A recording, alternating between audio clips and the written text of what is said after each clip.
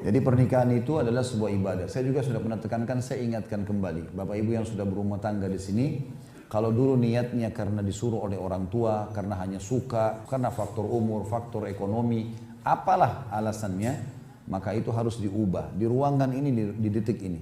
Niat dalam hati pernikahan karena sunnah Nabi alaihissalam. Karena ulama mengatakan pernikahan adalah bahtera pahala terbesar. Karena mulai akad nikah sampai anak cucu nanti pahala semuanya. Senyum dengan pasangan pahala, melayaninya pahala, berkorban untuknya pahala, semuanya pahala ini. Bahkan kata Nabi SAW, semua yang kau keluarkan di jalan Allah sedekah. Sampai sepotong makanan yang kau letakkan di mulut istrimu, sedekah semua. Khadijah pernah saya ceritakan kisahnya. Jadi dia saking cintanya dengan Nabi SAW, dia tahu Nabi perlu apa. Nabi lapar, dia lihat dari wajahnya tanpa suaminya bilang. Maka Khadijah pernah sambut Nabi SAW pulang, lalu Nabi duduk. Khadijah lihat dari wajah Nabi, kayaknya Nabi pengen makan. Dia bilang, izinkan saya ke belakang. Dia nggak bilang, saya mau masak dulu ya, saya mau sambil makan, enggak. Nabi SAW mengatakan iya. Gara-gara sikap baiknya sama suaminya ini, Jibril datang. Lalu berkata, hai Muhammad, sebentar lagi istrimu Khadijah akan bawakan makanan favoritmu nih. Dia tahu kau lapar, dia bawakan. Karena sikap itu, melayani suami saja, sampaikan salamnya Allah kepada dia. Dan sampaikan salamku kepada dia, Jibril. Dan sampaikan berita gembira, gara-gara sikap perbuatannya ini melayani suami dengan baik, dia akan mendapatkan istana yang terbuat dari intan rongga, yang tidak ada suara berisik sama sekali di surga nanti. Jadi semuanya pahala. Tapi kalau diniatkan karena Allah subhanahu wa ta'ala.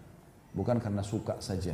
Kalau suka, kapan apa yang membuat kita suka pasangan, misalnya kita suka paras wajahnya, kita suka matanya, kulitnya kah, rambutnya kah, apa saja, kapan itu hilang, naudzubillah, sakit, cacat, hilang semuanya. Nggak ada lagi kita punya rasa suka kan. Begitu juga dengan hartanya, kapan hartanya hilang, kita sudah nggak suka. Apa saja itu bisa hilang, kecuali memang niatnya karena Allah SWT. Karena kita tahu kita sedang menjalankan amanah. Ibu-ibu di sini, kalau mandang suaminya, lihat ini orang amanah Allah, gantungkan nasib saya sama dia. Saya disuruh layani, siapkan pakaiannya, makanannya, penuhi biologisnya, izin kalau mau keluar. Lihat Allah subhanahu wa ta'ala. Sehingga kita selalu merasa, oh Allah yang perintahkan. Allah menjadikan sebab, ya datangkan orang ini supaya saya mendapatkan keridhaannya. Begitu juga setiap suami. Orang ini amanah, siapa orang ini? Saya nggak kenal sebelumnya. Tapi saya harus penuhi makannya, minumnya, tempat tinggalnya. Kadang-kadang pun meminta sesuatu mungkin karena kondisi tidak sadar atau apa. Kadang-kadang mungkin ada intonasi suara. Tapi itu sudah hasil kita diberi.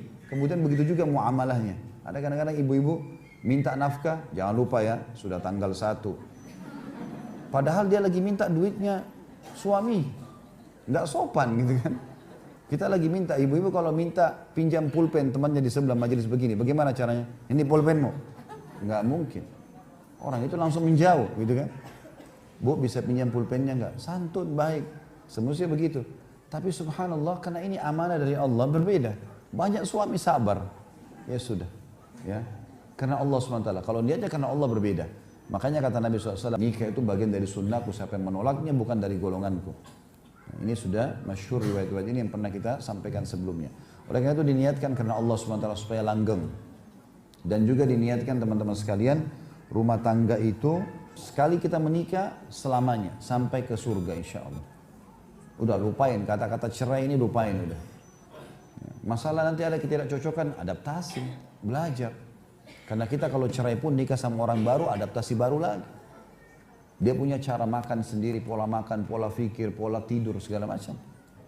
Kita bantu pasangan, lebih baik teman-teman kita bantu pasangan keluar dari masalahnya daripada kita meninggalkan dia.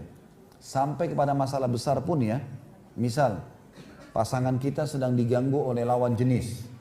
Ibu-ibu dapat suaminya sedang diganggu oleh wanita lain.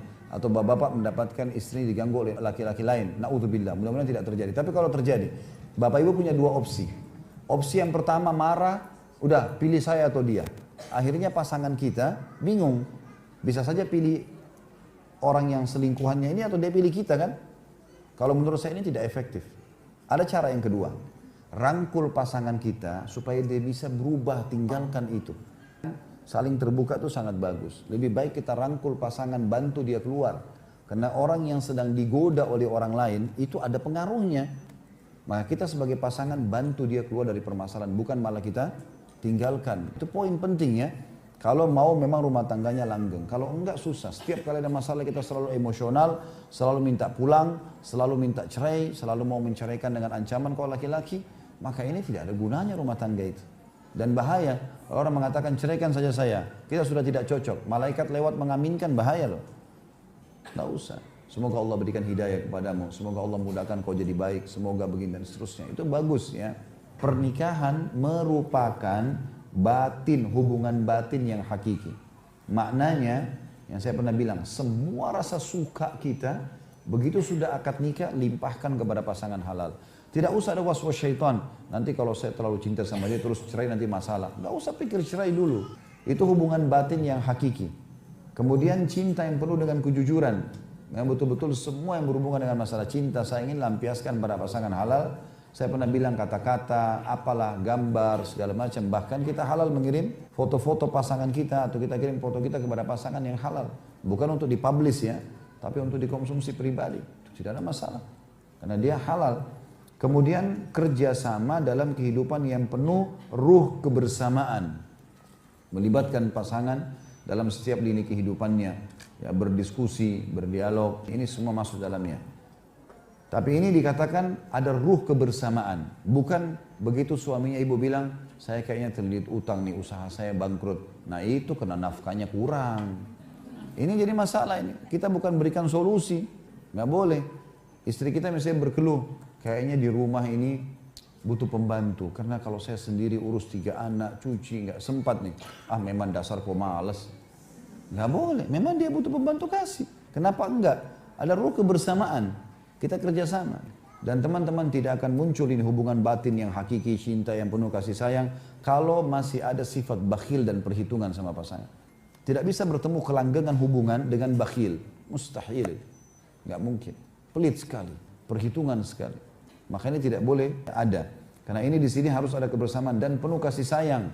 Untuk tujuan membentuk keluarga yang baik. Sekaligus memakmurkan alam semesta. Jadi artinya, betul-betul di sini kalau rumah tangga baik, keturunan juga baik-baik, tidak lagi istilah broken home, maka akan baik semuanya. Alam semesta ini pun lagi baik, tatanannya berjalan sesuai dengan yang diatur oleh Allah Subhanahu wa taala.